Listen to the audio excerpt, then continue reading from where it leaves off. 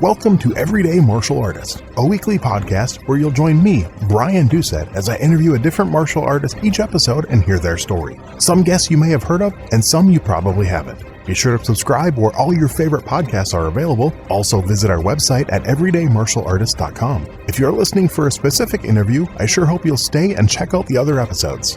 A very special thank you to Topher Williams for our custom theme music. And now, the newest episode of Everyday Martial Artist. Everyday Martial Artist is brought to you by KOOnline.com for all your martial arts needs. Sparring and safety gear, rank belts, uniforms, weapons, patches, and more. Wholesale supplies made by martial artists for martial artists. Visit us today at ko-online.com. You know, one question I ask every guest on Everyday Martial Artist is about their favorite martial arts book. And there's never been one quite like Martial Theory by Steve Perlman, described as the art of war for the martial arts. Martial Theory helps any martial artist or instructor take their understanding and teaching to the next level. And at martialtheoryU.com, you'll find a global community with instructor groups, Q&A with Steve, live events, and demonstrations to help you apply martial theory directly to your training. It's not just a book, it's a movement. Find Martial Theory on Amazon, and when you join martialtheoryU.com, use discount code EverydayMA for 20% off. That's under $20 a month for life. That's martialtheoryU.com, code EverydayMA. Hello and welcome to Everyday Martial Artist. I'm your host, Brian Doucette, and as we do every week, we're joined by a brand new guest talking about their life and their journey throughout the world of martial arts and other stuff they're involved in. My guest today is a self-defense professional, psychotherapist, and international instructor whose work sits at the intersection of violence dynamics, trauma recovery, and transformational leadership. She's a founder and CEO of 500 Rising, an organization born from decades of experience in mental health and self-defense, providing education and instructor training across North America and Europe, with a focus on empowering women and girls through realistic, experience-based learning. She's also the founder of Kore Self-Defense Krav Maga in Northern Virginia and DC metro area, where she serves as program advisor, teaches general training classes, and directs the instructor college training program. A core member of the internationally recognized Violence Dynamics teaching team established by Rory Miller, she's a certified Conflict Communication Instructor, Situational Awareness Specialist, and Krav Maga Instructor, Scenario Development Trainer, and Facilitator. As a psychotherapist, she specialized in acute and complex trauma recovery, working with both survivors of violence and perpetrators, bringing a rare, deeply informed perspective to self-defense education and instructor development. She earned an expert rank in Krav Maga in Israel through Krav Maga Global, becoming the third woman in North America to achieve that rank, and the first fully certified female instructor on the East Coast within the organization. In addition to her training work, she's authored numerous articles, developed a self-defense course for the Great Courses, contributed a chapter to Rory Miller's most recent book, and has appeared on multiple podcasts. Please welcome my guest today, Tammy McCracken. How are you doing today, Tammy? I'm good. How are you? I'm doing good. I truly appreciate this, especially so close to the holidays. I know how busy people get, and I'm glad we were able to schedule time to do this. I'm looking forward to chatting with you. Yeah, thank you for having me. I really appreciate it. Well, what we do with all my guests, I mentioned you know Krav Maga background and self-defense, but I want to know kind of where that started, where that first interest in martial arts came from, kind of like what age and what led to that, where that first spark that kicked off your martial arts journey. Oh, okay. So that we get to roll the calendar back a lot Okay. and that answer. So I had kind of the classic early 70s, mid 70s interest in martial arts because I was a kid watching, all the martial arts stuff that was coming out at the time. But I was a girl. And it was not something that our family structure had any connection to. And so the whole idea of it just really fell quite flat within the household. Like, you want to do what? And there really weren't very many training opportunities. I lived in a decent sized city, but there just wasn't a lot around at that time. And then also there were very, very few girls who were training. So calling around and trying to find some information, that first initial response was, wait, you're a girl? And, which is fine. I mean, that's that era, I was born in the mid 60s. So it makes sense that there was, still a lot of question around that at that time. And so I didn't pursue anything as a kid because of all those factors. And then I had the opportunity when my oldest kiddo was, he was like 7 or 8. We started him in martial arts and he fell in love with it. And then I started training in Taekwondo with him to have a shared experience. It's the boy mom, right? The boys start rolling their eyes at their moms a lot sooner, I think, than the girls might. Oh, yeah. And so I thought this would be, hey, it was something we could do together, and it scratches that itch for me. And so I trained in Taekwondo in the Houston, Texas area for a number of years, and then stepped out for a season. And then kid number 2 started training in Kung Fu. It was a tiny little hole in the wall place with a fantastic guy who was starting up this Kung Fu program. And I started training with Wit as well, but not in Kung Fu. I did some Tai Chi and some other things with him. And in that process, during that time, he was subletting a couple hours a week in the evenings to a good friend of his who was also a traditional martial artist, but who was beginning a Krav Maga program in the area. And I'd have to go back to do my homework to see if this is actually an accurate statement or not, but he may have been one of the first guys in the greater Houston area to try and start something up like that for Krav. And I ran into him, and as he was hopping into the dojo one night, and I was talking to Wit, to the Sifu there and of the traditional program, I was like, hey, who's that guy? So got a quick introduction. And I was familiar with what Krav Maga was. I had never touched it, never trained in it. But in what limited familiarity I had with it at the time, it had a kind of a realism vibe to it that one might get to a little quicker than traditional martial arts. And I was in practice at the time in that area, doing a lot of work with trauma survivors. And I was part of the victims assistance program with Harris County court system, et cetera. And I thought that it might be worth for some of my long-term clients who were struggling to find a sense of agency at the physical level again, where like psychological cognitive agency that was coming back, they were feeling grounded again in their lives and pretty solid. But if these were individuals who had experienced violence in their past, there was just that little piece missing of physical agency. Like I have possession over my physical space. That's something I'm just not sure. I think it's possible, but it's a long shot for that to be discovered on the couch, so to speak, in a traditional psychotherapy environment. So this guy comes bouncing in, and I was introduced to him. We chatted for a moment, and I said, hey, I have an idea. From an ethical reason, you can't try to sell them on becoming a student. Not that they can't become a student of yours. It's just if I'm making a referral from the perspective that I'm thinking of, then I could get myself in hot water if you market these people pretty heavily. But if you'd be open to this, I've got a couple of clients that I'd love to pitch this to come take some trial classes with you and see if this theory floating around in my head had any validity, which is we could get them into an experience of physical training that had a little bit more context around it to the reality of life, particularly around past experience of violent encounters. Then maybe that could be another step towards that complete picture of owning their agency again in life as a trauma survivor, particularly around violence. And he was up for it. And I did have a couple of clients take me up on the offer. And 2 of them actually stuck it out and trained with him for a while. Nice. That's not enough to give any sort of like valid statistical evidence behind it. But anecdotally, they both came through that experience with a very powerful sense of feeling grounded. That's cool. Yeah, it was cool. And so dial forward, shortly after that, we got relocated as a family to the DC metro area. And the practice that I joined was brand new. They were still putting walls up. And so I had 8 to 10 months of downtime and found a Krav program a little closer into DC to where I live, or I lived at the time. And so I was like, I probably can't become a long-term member because, this is what's happening. The practice is going to open and I'll be working full time. But I'd love to come in and train for a while if that's okay with you. Basically, don't recommend stuff you haven't done, right? Yeah. And by the time the practice had all their contracts with insurance set up and the walls were up and they were ready to open their doors, they had a couple of delays. I was so hooked that I went back to the practice manager. I was like, so about that full-time thing, I'm going to renegotiate my contract with you guys and just see patients part-time because I was on the track towards instructor development. And, the rest, as they say, is history. Yeah, so. A lot there. So I'm going to back up a little bit. First of all, with the original Taekwondo school, how long did you stay? What belt did you get to? Oh, gosh. gosh, I was there about,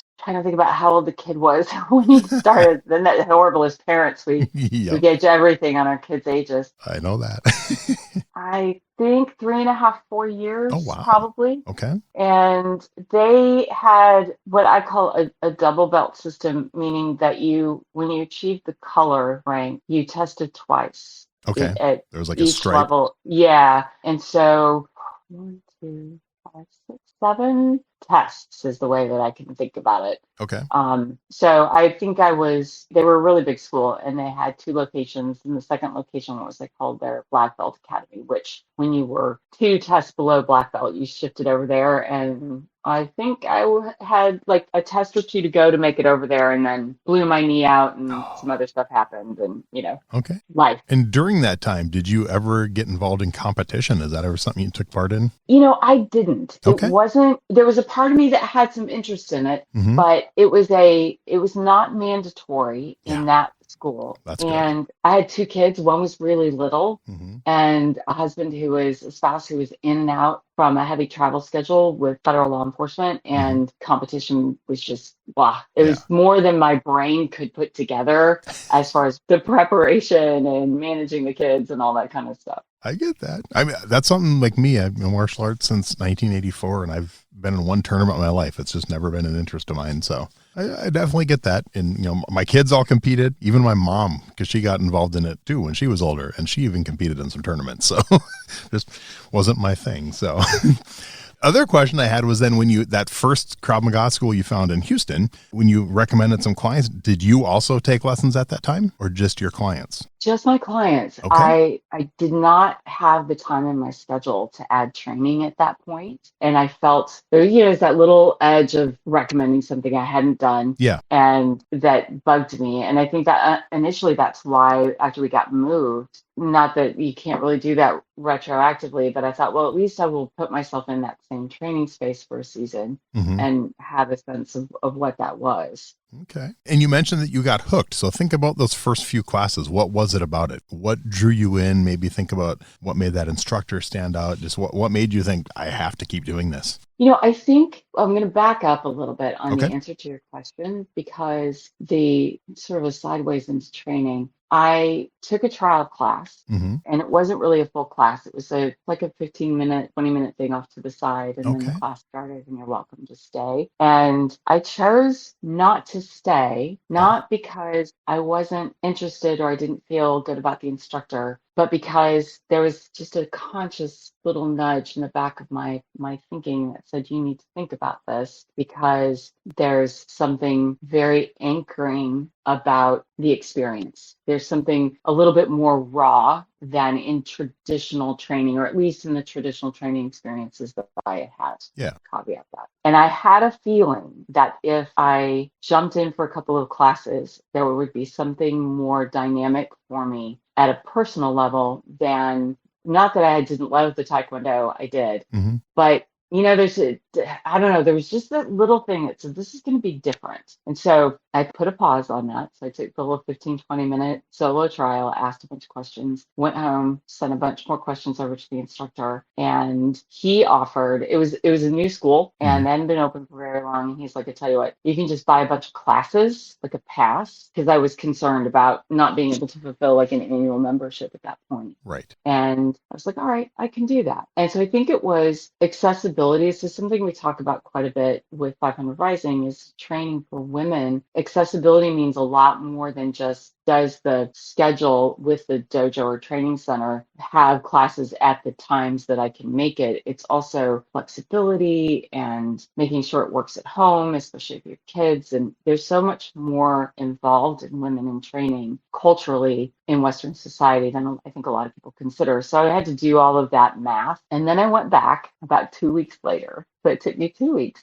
to go back. And I think, what was it that hooked me? because of how I had referred the clients in Houston Mm-hmm. with this idea of, I think if there's something that you can learn that you don't have to train for, 8 to 10 years, reach, second, third degree Dan and a black belt to be able to really effectively generalize the skill on problem solving. There's something that I have 6 months to give. Can I learn some fundamentals in 6 months? And that was my first big takeaway when I went back for a full class was I think I could, if I only have 6 to 8 months, because that was my reality at the time. I thought Right. that when the practice got opened, I'd be, I'm out. Like I won't have time for this. And I thought, all right, in 6 months, I can get something usable from this that I can retain. And so that was the initial hook. And then realizing for myself, if for no other reason, making this personal, that as a woman, I'm 5'3", and so I'm not the tallest, biggest thing on the planet. I quickly felt like, okay, if push comes to shove, I have some skill sets here. I can hold my own. It's not going to be pretty, and I'm not going to walk away looking like a ninja, unscathed, but I can hold my own. And if I can bring that to somebody else, thinking of all the people that I'd known and worked with over the years in my practice, that would be a huge win. And that's when the hooks went all the way in. That's awesome.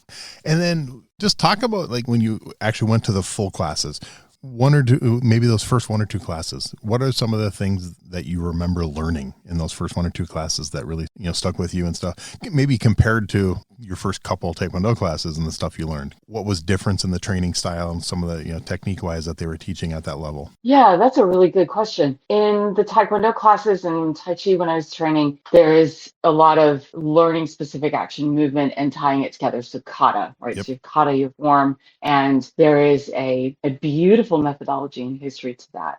And I had danced as a kid, so it was like, oh, this is like learning a dance routine. I got this, right? I know how to put the pieces together. Beyond that, though, initially, it's a white belt and a yellow belt with a black stripe. Those early tests where it was all kata, and there was no sparring. We didn't start sparring until we were, I think, third or fourth test in. Really? And wow. Yeah, so it was a minute before we got to making contact with people. Okay. And stepping in on the mat with Krav, first class. That's it. Like you initially pad holding, you're holding pads, you're doing some pad work and learning some Kavato strikes, hit, kick, punch, that kind of fun stuff. Mm-hmm. And then pretty quickly, like there's the warm up and then, traditional Krav classes and you do some striking and then you're grabbing each other, whether it's, whatever it is that day. Is it, grabbing arms, wrists, are they chokes? Are they headlocks? Are you doing groundwork? What are you doing? And it was like, boom, here we go. I was like, oh, alrighty then, this is new. So that was a huge shift for me in thinking of not only my traditional martial arts background, but both of my kids who had trained in their own traditional martial arts. And it had a reflective feel, the Krav class, to the defensive tactics training that my spouse had talked about through the years in his work. Mm-hmm. So we're not in this for a few minutes before we're hands-on with each other. And I think that was probably the biggest demarcation between those two experiences. And that's one reason I just think it's so important. Like, I know it's far and few between now, but I still can't believe that some schools don't offer like some kind of intro class to give you an idea what you're getting into. Because I think that's so important because it like you explained, those vast differences. I mean, because some people, doing that in the first day in a Krav class, that might terrify them. And maybe that might not be the right thing for them, at least not right away. Whereas you had other martial arts experience that was probably, a little more comfortable for you to step into that. But yeah, so I definitely, I love that, how different that is and stuff. But the chance that you got to experience it and at least see it a little bit before just jumping in also was probably a little helpful. It was. And after the quick little one-on-one intro, as I was gathering my stuff, the other class had been doing its warm up during that time. Mm-hmm. And so I had a few minutes while I was collecting myself to leave to see what was happening in the regular class. And that was really helpful, I think, as well. Nice. As opposed to jumping in blind and going, all right, today we're going to, work on some strangle responses. Go. And also, it's interesting because my core system is traditional Taekwondo. I mentioned I started in Tongsido, Subakdo. I also did some Shotokan. I did some Aikido. I did some boxing. I've been with my traditional Taekwondo instructor for 30 years. But man, we, like white belts, first day of class, sometimes we'll do sparring. We'll do, so it's even just different just to hear the different styles just of Taekwondo and how different some of those classes are. Yeah. And, to be fair, the Taekwondo program was very well crafted for the community that was in. It was heavily driven to market for the kids because that we were in the burbs of Houston, right? Where are the people going to come from for a program like that? It's parents putting their kids in. Mm-hmm. And a lot of the adults, they had a pretty robust adult program. And I suspect I never asked this question of them, so I don't know that this is a true read on the program. But I wonder if with the adult program, they held off for a while on inviting that actual direct contact work until they felt like the people, one, they knew the students. Mm-hmm. Nobody was going to, knock somebody out in the first sparring class. Yeah. And that the adults had an opportunity to ease in and decide whether or not they were up for, maybe missing a block and catching one in the face and trying to explain the black guy at work the next day in a white collar job, right? So that was definitely the community that they served. And so I can't help but wonder if there was some method to that delay. That makes sense. And it's funny you mentioned that, like the black guy, because I had a friend who was training to be an MMA fighter. And I think he ended up having 2 fights, but he ended up, his work basically told him, you can't be in management anymore unless you stop doing this because you can't keep coming to work with black eyes. So yeah, it's a valid concern. It's a thing. When our Krav school here was a number of people that we served worked in the federal government because where we're located. And that was a question from a lot of the men. It's like, so what are the chances I'm getting a black eye? Because that's going to be hard to explain at work. Yeah. I was like, well. Over 40 years of martial arts training, my first ever black eye was when I was helping teach a women's self-defense class. So... You know that old saying, how does a black belt get hurt? They train with a white belt. Exactly. Yeah. That is very true. So you had mentioned a little earlier that, when by the time the clinic opened, you were hooked, you were all in, and you said you were on an instructor path. So how did that come about? How did you decide you wanted to teach martial arts and go down that instructor path? It was a thought that had occurred back in the Taekwondo days of how cool would this be? Because there was a strong sense of community in the Taekwondo school and the instructors were very invested in the students and I loved that whole vibe. There was also, it looked like a bridge too far in my life as a whole with kids at home and spouse traveled and then even reaching, black belt to become it. I was like, I can't even see it from here. And that was about all it took in my head as far as the real estate that it took up. And then I think I mentioned that the Krav school at the time was relatively new. Mm-hmm. And he was hosting for Krav Maga Global, which is the organization that we were with, an instructor, the first phase of the instructor development program. He was going to host it at his school because he was trying to get some people developed to help him, right? So, try and grow the program. And he asked if I was interested. And I had a complete personality split in my head at the time. Part of me was like, oh my gosh, yes, of course, absolutely. And then the other part of me was like, you do know, so in a lot of the Krav programs, they show rank by patch with a nod to the military history. So we were a patch program. Okay. I said, you do know how many stripes I don't have on my patch, right? Like how long I haven't been training, like 6 months at this point total with you. And I think, to be fair, I think he was just like, I've got to fill the course, for the instructor to come over, and do it. Like, I think he kind of didn't care. Like whoever was in it would make him happy. So that's how that process got started. And the KMG's changed the structure of how they're running their instructor development program a little bit since then. But at the time, there were 3 phases. There are still 3 phases, but the number of days has shifted. Okay. The first phase was 5 days of training, and then the second 2 each were 9. Okay. And so this was a 5-day event. And I thought, if I can survive 5 days of training, that was just the goal, was just to actually survive the experience. How many hours in that 5 days? Yeah, 9 a.m. to 6-ish. Wow. Yeah. So, and that was the most intensive athletic activity I can say that I've ever done. I've done other things that we could call athletic, but as far as duration, I'd never done anything that required me to be at it for that long, for that many days in a row. And yeah, the goal was fundamentally to not die. It's a good goal. Yeah. That's awesome. And I'm assuming you must have survived the 5 days then, huh?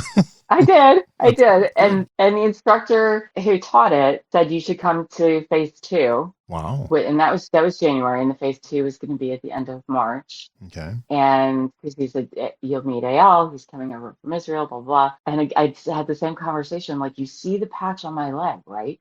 Like, I am light years away from having the required rank to become an instructor. He said, oh, you'll be fine. You'll be fine. Like, yeah, right. But I don't always make the smartest decisions in the world. And there were 2 other people from the school I was training at the time, guys who were significantly higher in rank. And so they're like, hey, we think we're going to go. You should go with us. We can like do an Airbnb, kind of a rental thing. It was in Florida. And, we split the cost. I was like, sure, why not?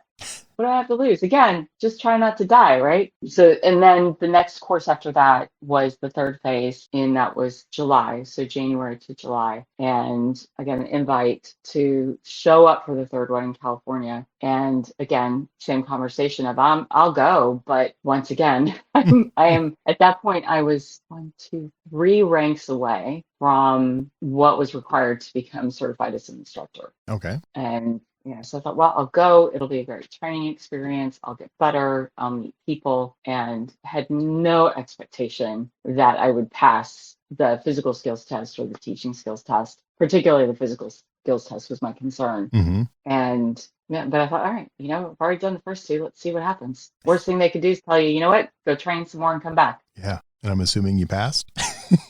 I did. Okay. I did. Awesome. And yeah, it's not a journey I recommend. From my first class to that last phase of the instructor course was 12 months. Wow. And that it's drinking from a fire hose is an understatement. I don't have a good metaphor for what that experience was. So is that normal that they'll allow people who don't have the specific number of stripes to go through those courses usually? No, Okay. It isn't. It is not. Part of it was they were expanding programs in the US at the time. I'm trying to think how long ago this was now. Oh, let's see again, kids ages 13, 14 years ago, maybe. Okay. And so I think part of it was they were, trying to get the United States with a little bit more boots on the ground within the organization. And so there was more flexibility, and they were trying to encourage women, and there were very, very few. And so I think that was sort of the 2 things that in my favor, if we want to call it that, because again, I do not recommend that journey in that timeline. I just looking back on it and I was like, what was I thinking? After you passed, then did you still have to wait to get those last 2 or 3 stripes before you did officially become an instructor then? No, because the physical skills test was that rank. Okay. So in KMG, there's 3 sets of ranks. So there's a practitioner ranks 1 through 5, and then graduate ranks 1 through 5. And you have to be a graduate 1. So test number 6,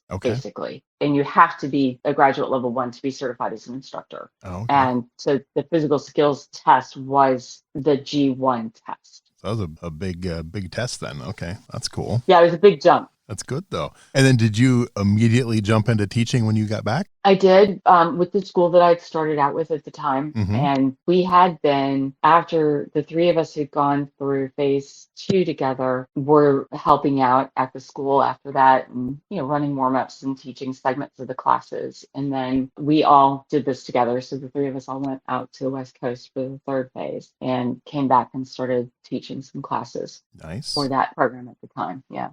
Okay. And then how long did you end up staying at that school? I think that's a good question, because the school owner and I worked together on the project of my husband and I opening a school at further west where we live. Okay. And while as the crow flies, they're not very far away. In the DC metro area, if you can be 11 miles from someplace and have it take you 45 minutes, and it's just the traffic and you can't get there from here, roads and all that stuff. So I was still teaching in Herndon, which is a little closer to DC than where Mm-hmm. I live, and was starting kind of test driving, like running. We had friends who owned a CrossFit box out where we lived, and so they were like, hey, you can have a corner of the CrossFit box on Sunday morning if you want to. And so just started to offer some demo classes. Then we ran an 8-week program just to see if there was authentic interest out here before we got things going officially. Okay. Is that the location you're still at now, or has it moved? Yeah, it's moved, but not more than a mile from spot to spot.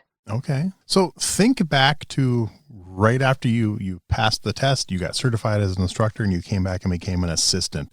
Think about those first couple classes you helped teach to now, over those years. What has changed about your teaching style over those years? Oh, wow. Dramatic changes. I would imagine confidence has to be a big one, probably. Oh, huge. Yeah. In fact, the three of us, when we were almost always on the mat together, and in these different classes, we were there all the time. And so we had each other's backs. Like if one of us was teaching something and the other one was like in the background and we missed a distinction, or, we missed a checkpoint, all the other students were training and we're over there looking at our notes, like, what did I do this right? The other one would walk up and go, hey, I think you missed a checkpoint here. Oh my gosh, I totally did. Right. So hang on, guys. Like, so I want to add something in now. Yeah, all of that anxiety, and because it took me about 40 minutes to get from either my house or the practice I was at over to the training center. The whole drive in, I was going over my lesson plan. People who in traffic must have thought I was nuts. So I'm talking and, and I'm demoing and one hand on the steering wheel, and just because I was so anxious about doing it right. Okay. And making sure that the instruction was useful and accessible, and that I wasn't going to screw somebody up. Then the senior instructor would have to come in later and go, yeah, we need to fix that. Sorry, but she's still learning. Yeah. So all of that was always in my head. And the beautiful thing about how we got started is the new instructor protocol for how you run a class that the Krav Maga organization I was with had in place. It was like basically for the first year, 18 months that you teach a class, follow this outline because it's pretty foolproof. And that was very useful because I had a template, right? Every class I can just plug in what we're going to do, reverse engineer out of the technique to the striking to the warm up, and that created a lot of grounding for me. Over the years, though, not that how do I say this? That's a fantastic approach for new instructors. Oh yeah. One that we still coach our new instructors to use because it helps with that confidence sheer, that that sense of, am I doing this right? You don't really have to think about the structure of the lesson plan.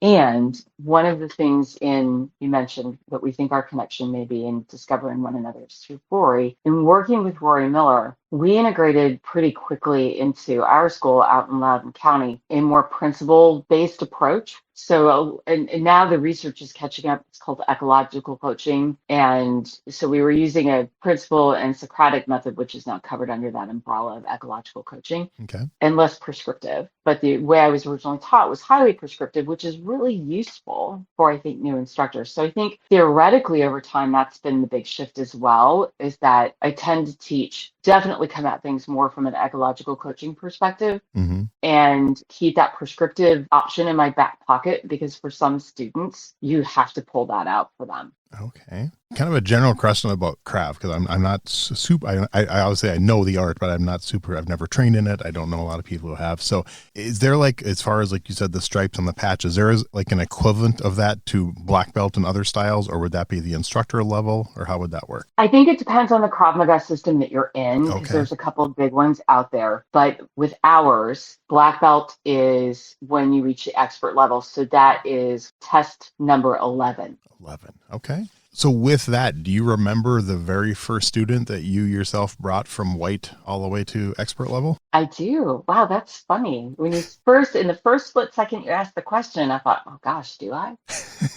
But I do, actually. I had a little group that was working in that process together, but the first one who reached that level was one of my female students. Nice. And is she still training? She is, not a bunch. Yeah. She works with me in the nonprofit organization, and then Okay. she has her own and then works full time. So she's Mach 10 with her hair on fire. That's good though. Yeah. Very cool. Awesome. But it's, with Krav Maga Global, there are very, very few people, if we do a comparison to the people who start, who actually make it to that expert rank. Okay. And most people, I have a whole crew that made it to G1, graduate level 1, 2, and 3, G1 being that instructor requirement.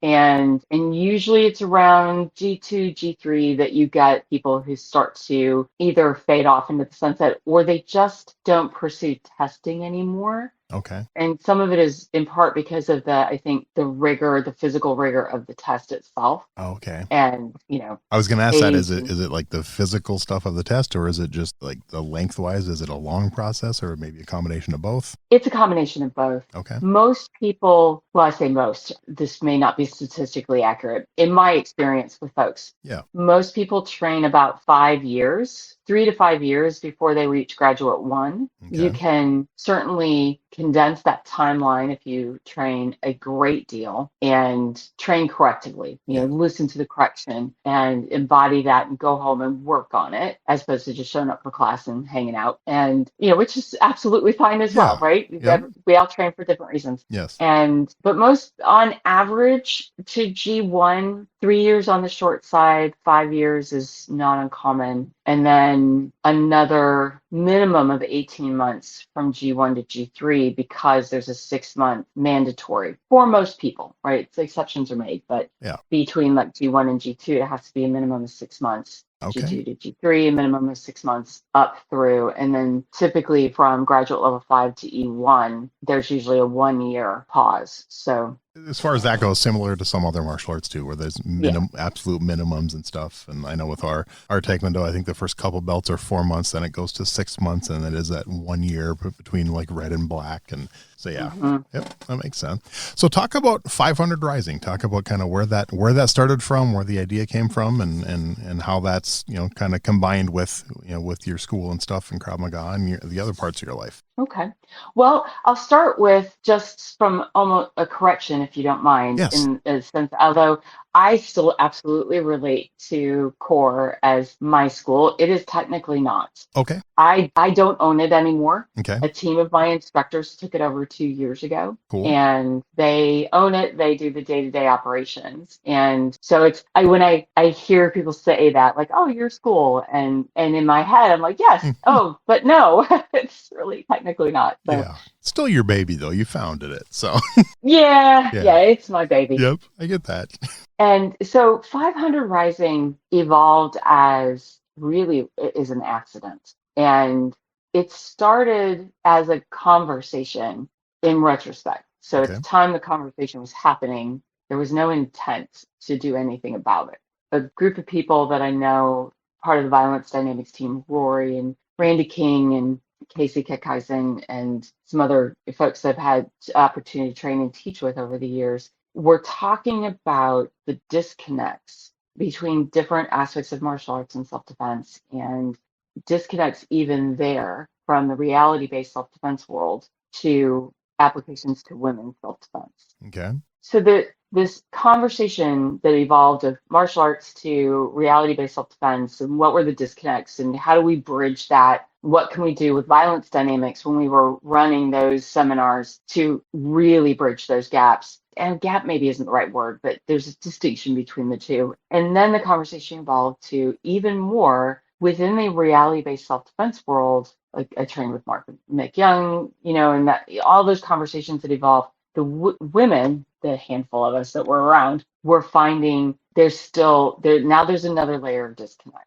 All of the reality-based stuff is, and this isn't a negative, it's just a reality, is developed by men, and so therefore developed fundamentally for the world that men live in. Rory's former law enforcement, Casey's active duty, Randy travels all over the world. He was a bouncer, did security. And so it's a very male paradigm, and therefore the self-defense evolutions around that were coming from that place, as it naturally would. For the 2 or 3 women who were hanging around inside of that community of folks, there were these spaces or gaps in the application of what was being taught. And as Rory and I got to know each other better, we started to have conversations around this. And I asked him once fairly early on in our getting to know each other, how come you don't address things like domestic situations, intimate partner situations? In the sort of Rory Miller 101, ambushes and bugs, when we were running those courses, we never dealt with the asocial violence escalations. They're all very social violence oriented. And so I asked, how come those things aren't being included in the training weekends that you do? And his answer, and I'm paraphrasing hugely, so if he's out there listening to this, he's going to roll his eyes at me and tell me I'm wrong. But because we both slept since this conversation, I'm sure I'm recreating it, but that essentially his reasoning was it's too fluid and it's too dynamic in the sense that social violence follows, loosely speaking, some fairly distinctive patterns and scripts, variations and off-ramps, but they fall into the same basket of human behavior, psychology, things that trigger us to engage, escalate, get into conflict, escalate our conflict to throwing hands. Mm-hmm. But when we start looking at things like intimate partner, coercive control, domestic situations, and asocial predatory violence, and it brings us to the conversation of sexual violence, the circumstances become very specific. And so very difficult to address in like a 2-day workshop. I was like, yeah, fair point. I absolutely can see that and why. And it would open up such a can of worms that you wouldn't have time to close the loop on any of the conversations sufficiently. That was the conversation at the time. And so that's really, when I look back on it, the beginning of 500 Rising, but not because there was any purpose or intent at the time on my end to do anything about it. We were just having these conversations. Right. The beginning of it actually was, I follow a couple of people who are big names in the world, and I follow them because of their capacity to speak well, like to really make beautiful, clear distinctions in short order. And one of them happens to be Oprah Winfrey. I don't follow her for all the other reasons somebody else might. It's just she's a good orator. And so she won a big award of some kind some years ago. And I heard lots of comments about her acceptance speech. And so I Googled it and I found it and I watched it. And true to form, she was very eloquent. And there was a small section in there that made me twitch. It was right at the time that the hashtag Me Too and whatever Hollywood's version, I don't remember now, was. And it was really reaching, I think, kind of its peak. And she made a remark in her acceptance speech about Hollywood and how far we've come. And this movement, fundamentally, the way it landed with me was this movement is going to change the statistics of violence against women. And I thought, awareness is great, and maybe the awareness will be useful. It ended up being far more impactful than I thought it was going to be. But I don't know how this is going to change the raw stats.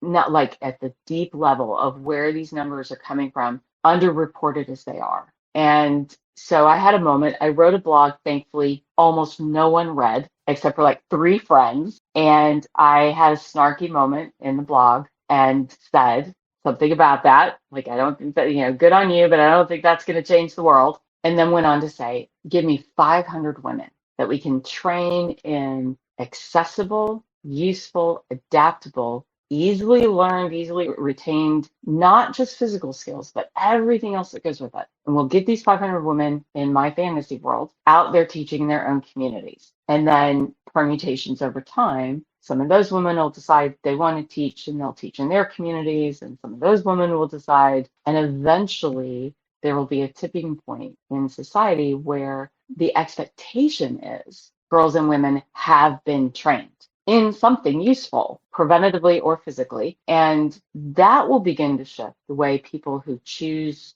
to aggress against females in a gender-based dynamic will begin to shift how they respond. So wrote this snarky blog. A friend of mine said, somebody should do something about that. I'm like, absolutely.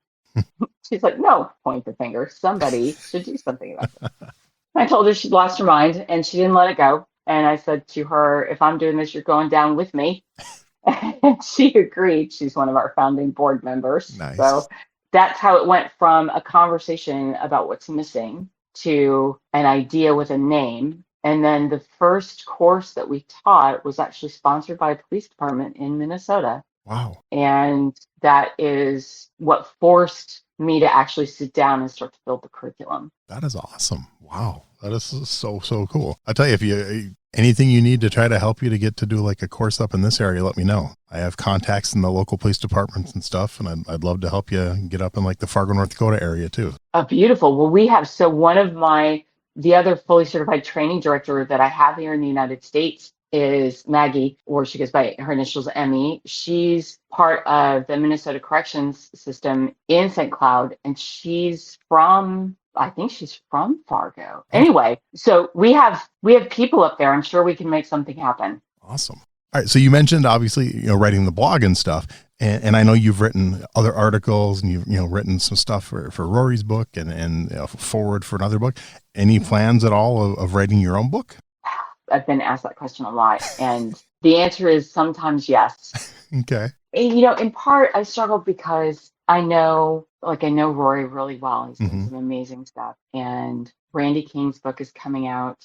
When is it coming out? I think it was March. I looked that up actually. Yeah, March. And that's brilliant. It is a 101, what everybody should ever read if they're thinking about self-defense training before they ever train. It's so well done. And, so I look at these guys and I was like, well, they've kind of already done the things. They've written beautifully all the things that I struggle to figure out how to say. But I do think there's one cooking in the back of my head that is, if it ever becomes a reality, would be focused on more core belief systems that, particularly for women, need to find a way to anchor into for themselves. And I think we can center that conversation very heavily around boundaries, but not in the way that pop psychology has. There's so much inside of that that's actually very, very self-defense related, and that doesn't get talked about very often. It's the one thing that we get consistent feedback from in our instructor development courses on. And so if there's a book to be written, I think it's going to be around that. Well, when you write it, not if, at any point in the future, make sure you send me the link because I can add the link to your episode at any time. Because that's one thing with this podcast, and I tell it a lot of my guests, is that when I get a new listener, I get probably at least 5 to 10 emails a month from brand new listeners. Like, I found your podcast 4 months ago and I'm just listened to the last 200 episodes. New listeners go back and listen to like every episode. So even if it's like a few years from now, you write the book, we'll put the link on there and people will find it. So okay, that'll be good. So over your martial arts career, is there a worst martial arts related injury or have you been pretty lucky? Yeah, I would say, we all, nobody trains for as long as we have. And exactly. A story or two along those lines. I have two that, and they're both, one is just dumb. And I didn't know I had it. So I picked up this doesn't sound bad, but I picked up a hairline fracture in my right tibia and didn't know that's what had happened. And so I kept training. Ooh. Yeah. And in that class kept, blocking kicks with my shin. And then, 24 hours later, my ankle's purple and my foot's purple and swollen. I'm like, what is this fascinating thing that has happened? And didn't think to go to the doctor and checked in with my more experienced martial arts friends I was training with. I'm like, hey, what do you think? They're like, it's probably a bone bruise. You'll be fine. Rub some dirt on it. You'll be okay. Yep. And as a result, it took forever to heal because I was an idiot. We've all been there.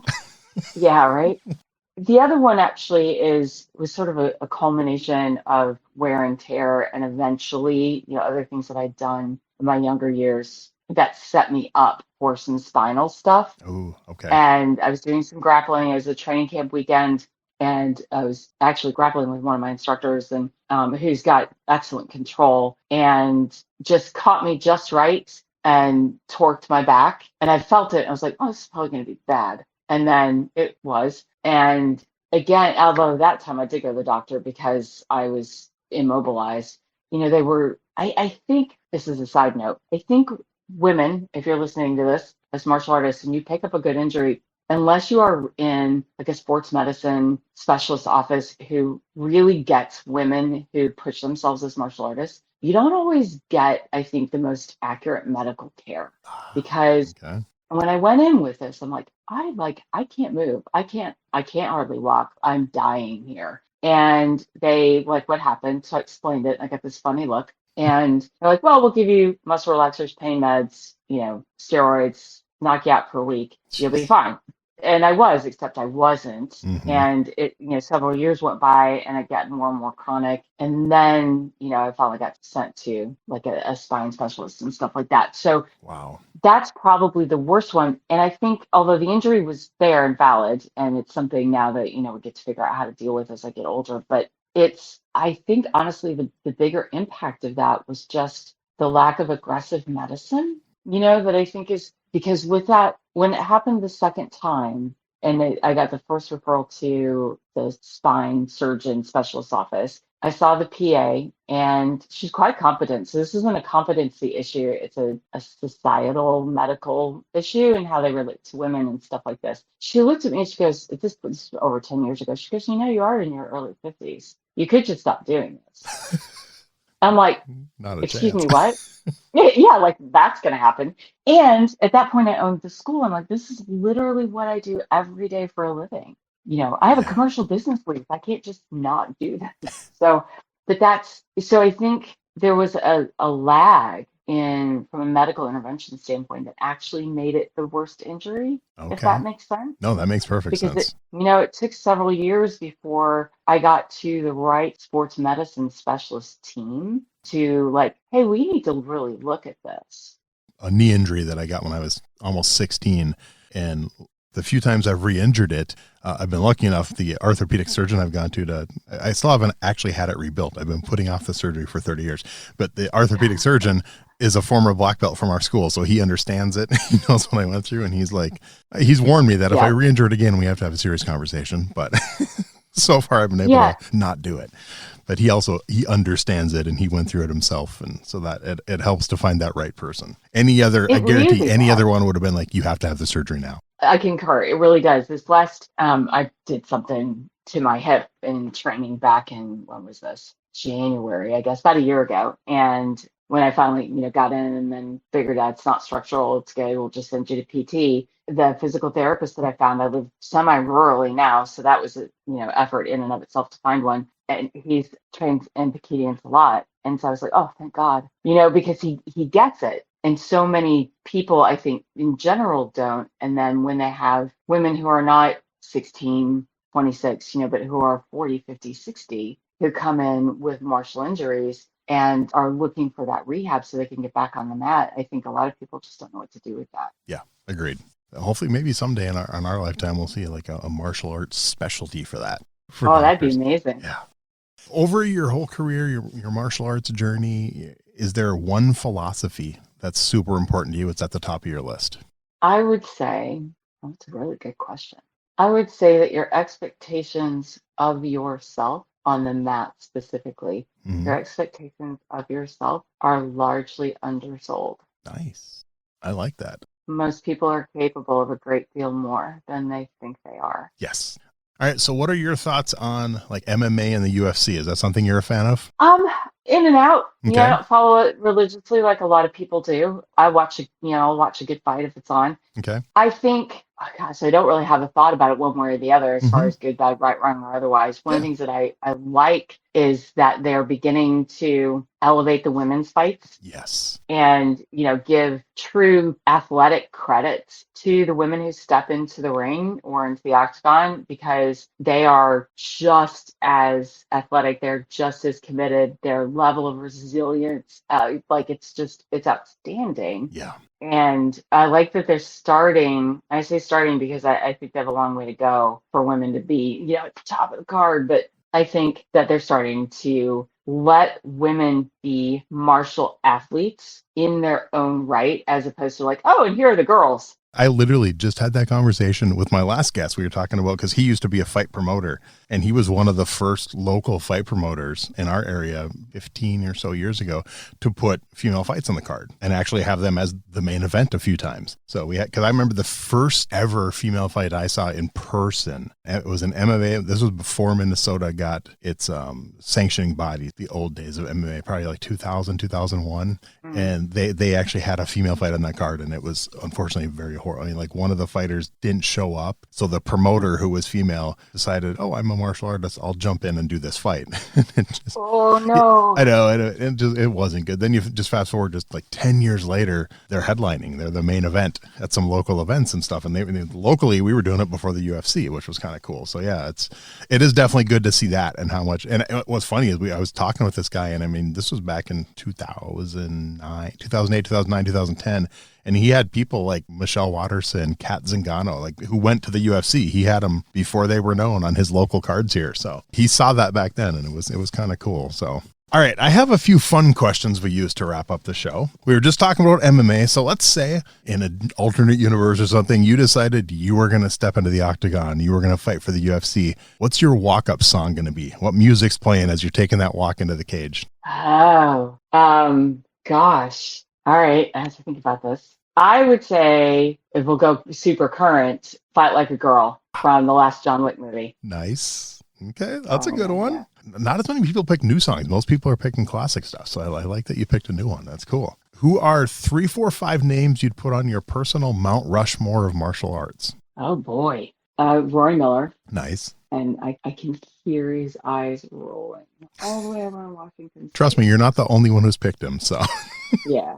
And Eyal Yamalov, who's the head of Krav Maga Global. He has always been in my corner through the years. The gym is on its way back to reconnecting to the organization. They had some wobbles in the US for a time, but even when we weren't part of the organization at the local gym, he's still been a friend and, just somebody who I knew was in my corner. Nice. And that's huge in a world that doesn't always stand for women in leadership in the martial arts world. Okay. Who else would I put there? They're all going to be like people that I've trained with. That's fine. A lot of people do that. So, I mean, some people, but there's the go-to Chuck Norris, Bruce Lee, Jackie Chan, but it's like, I like when it's people that some people have never heard of before, or they're only people they personally know or trained with. So it's, they should be someone who means something to you. Yeah. So the third one would be Terry Trahan. Okay. And sadly, I don't get to work with him. I haven't had the opportunity to work with him in the last several years, due to a variety of reasons on his part. He's not really traveling and doing that kind of work. But the years that I trained with him and taught with him are precious to me. Okay. And, he's still doing his thing, but it's all, he's got like a Patreon site and stuff like that, but he's not traveling anymore. Yeah. So Rory and Eyal and Terry and Mount Rushmore. And I've had people give only as few as 2 names and as many as 8. So if you can only come up with 3, that's fine. Yeah, I mean, I've got other people that there are people I have a massive amount of respect for that I work with. Yeah. That I would certainly elevate. Randy King, I would definitely put him up there. And Casey Kikaisen, he's not an international name, but he's the anchor for Violence Dynamics. He's in the Minneapolis-St. Paul area. Oh, cool. And his personal commitment to, I'm not going to say his rank because I'm going to get it wrong, but he has some in-charge position with the SWAT team in Ramsey County, and his commitment to keeping people safe, like for real in life, is so huge. It's like everything that he does. His daughters are the center of that. He's just, if there's a person who expresses that ethic, it's him, and he's a traditional martial artist from way back. So I guess I set it there. Okay, it's a good list. All right. How about a favorite martial arts book? Oh, just one? You can pick a couple. A lot of people pick more than one. So the one that I read that went, here it is. All right, here's everything that I've been missing or been looking for, was, because what I want to say is Conflict Communication with Rory Miller. But that wasn't, it was his very first one, Meditations on Violence, that really opened the door for my brain. A lot of people pick that one. That's a great book. Yeah. And it's what drove me. So a good friend of mine who runs Krav Maga Global over in the UK and on the English side of the house, and this is over a decade ago, he had Rory over for a series of seminars, and then John was over here doing something, and we had dinner. I was like, I'm so jealous. And, you got to meet him, you got to train with him. He's like, you need to get in front of him. Like, for real, you need to. And so he gave me a phone number. He's like, that's his phone number, reach out to him. So I called. It was Rory's cell phone. And he answered the phone. And I was like, this is not what I was expecting. I was not expecting to actually talk to you. and I don't know what to do right now. I sound like an idiot. It's awesome. But yeah, so, and then then I start training with him. But so those two, and then I think dialing forward into thinking about things from an ecological coaching perspective, Fight Like a Physicist, and Heard then about that one. Yeah. Rob Gray's work on his last of the three, which is the title, like most research books, is like 9 million words long, but it's Becoming an Ecological Coach or something like that. The Fight Like a Physicist, I've tried getting a hold of that author, and so far has not responded, but I think he'd be a fun one to interview. So hopefully I can track him down. You may not have an answer for it. It's 50-50 with my guess, but do you have a favorite martial arts video game? Did you ever get into gaming? I didn't, I did and I didn't. Okay. I did before those were really around. So back when like there was a PlayStation 1 or 2, like ancient stuff, I was in grad school, and then in my residency, I was getting ready to sit for my boards and studying. And I played one game on the PlayStation 2 for my study break. That was it. Okay. That's funny. No worries. All right. How about a favorite martial arts TV show? Oh, well, do I have one? You can go current, you can go old. I mean, we have people that go back as far as Kung Fu in the 70s and. Yeah, that's where I was going, because that's the one that got me interested. Okay. And when I was a kid, and then discovered, my parents thought I'd lost my mind, and there wasn't any place in the greater St. Louis area, which is where I grew up, that really understood why, a girl was calling. So. Nice. Obviously, when you go back and watch it now, the martial arts isn't great, but it's still a good show. If you enjoyed that, I got to ask you if you've watched the current show Warrior. Not current, I guess it ended a few years ago, but. No, I haven't. If not, I highly recommend it. I think it's all 3 seasons are on Netflix. The quick version of the story is it was a show that Bruce Lee pitched to the network back in the early 70s, and they turned him down. And his daughter Shannon found his pitch notes from that and created Warrior, and it ran for 3 seasons, and it's phenomenal. Oh, really? Oh, I gotta highly recommend it. Okay. Yeah. All right. Favorite martial arts movie? I'm not great at these. It's okay. I really love anything with a over the top fight scene. Okay. The ones that are just like, anything Marvel, John Wick, like they're not really martial arts movies. I mean, the fight scenes are over the top, but I enjoy those. Okay. Well, that's one you might have kind of just answered it for the final question. Like, it doesn't have to be a martial arts movie, but any movie you've seen in your whole life, just one favorite fight scene. Is there just one fight scene that jumps out? And like I said, you kind of mentioned people pick Marvel, they DC stuff, they pick superhero movies, comic book movies, Star Wars, Rocky, Karate Kid, and anything in between.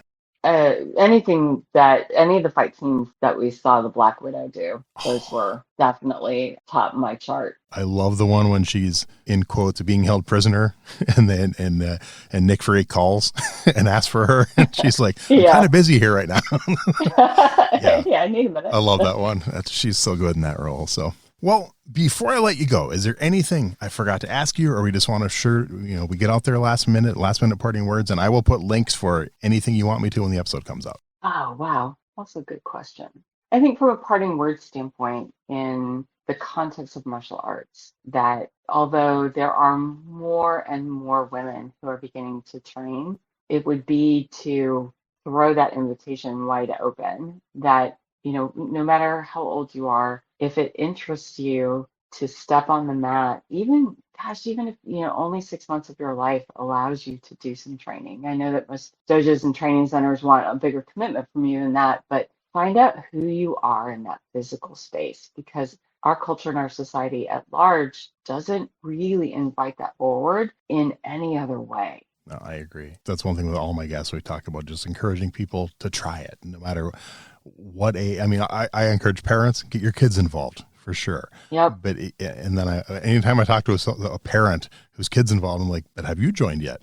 "Oh, I'm too old." No, you're not. I mean, I have guests that have joined. My mom joined in her 40s, but I have guests that have joined in their 40s, 50s, 60s for the first time in their life. So never too old. Try it. Try multiple schools. Find a style you like. Find an instructor you like, and just do it. Yep. Absolutely.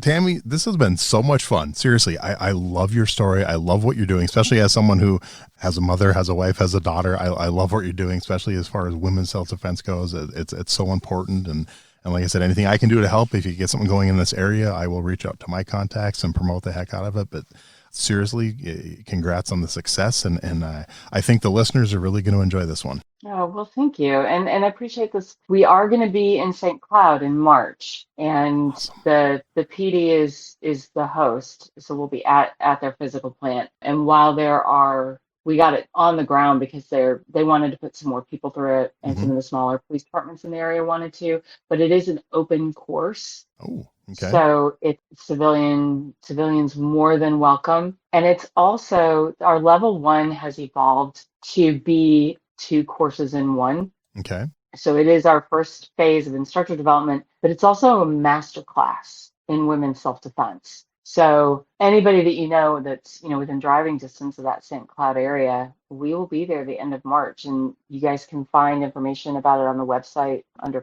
our courses page, and email me or whatever you want to do. We're accessible. Well, I will find the link for it, and I'll save it, and I'll share it on my page for the podcast. I'll share it on my personal page and reach out to cousins down there and friends, and who knows, maybe I'll drive my daughter down there for the day. We'll see.